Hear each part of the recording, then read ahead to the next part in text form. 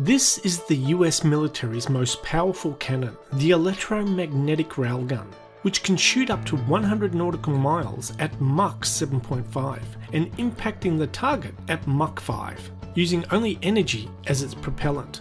The high-velocity projectile will destroy land, sea and air targets purely from its kinetic energy, rather than with conventional explosive warheads.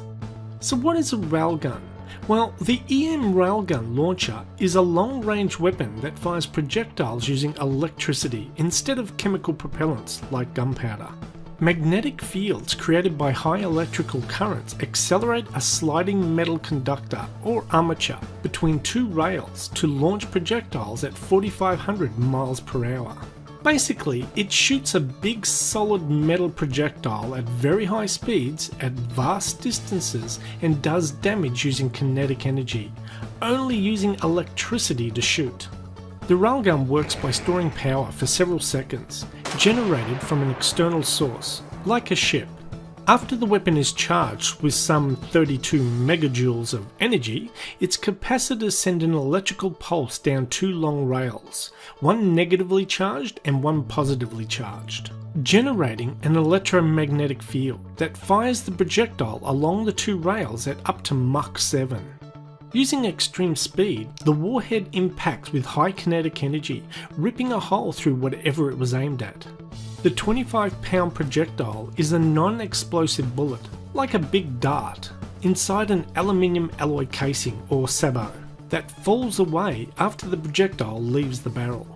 The greatest advantage of an EM railgun on a naval vessel over traditional explosive round weapons is the safety aspect, as no propellant is required to fire the projectile, and no explosive rounds are stored in the ship's magazine. Railguns have been around a long time in sci-fi TV shows and movies. The most recent I can think of is from the TV show The Expanse, where all the big military spaceships all use railguns, and in the 2009 movie Transformers 2, a naval vessel uses a railgun to shoot a transformer off the pyramid. But the EM railgun has two major complications. The weapon takes an enormous amount of power to fire, and it literally tears itself apart with use. The railgun has already been in development and testing for over a decade, with total cost exceeding $500 million. In its current form, the railgun simply requires too much power for widespread use. The problem is, the only ships that will be able to generate the gargantuan 25 megawatts of power required to fire the railgun are the Zumwalt class destroyers, which will use Rolls-Royce turbine generators to produce as much as 78 megawatts of power for the ship. But only 3 of these technologically advanced warships will be produced. A bigger problem is that the railgun will shred its internal components to bits if it is fired enough. You can see parts of the rails themselves erupting from the weapon as plasma when it is fired. The projectile is leaving at incredibly high velocities and it accelerates down the barrel. The contact between the sabot and the rails simply erodes the gun itself. The other short-term solution is to develop a railgun that uses less power.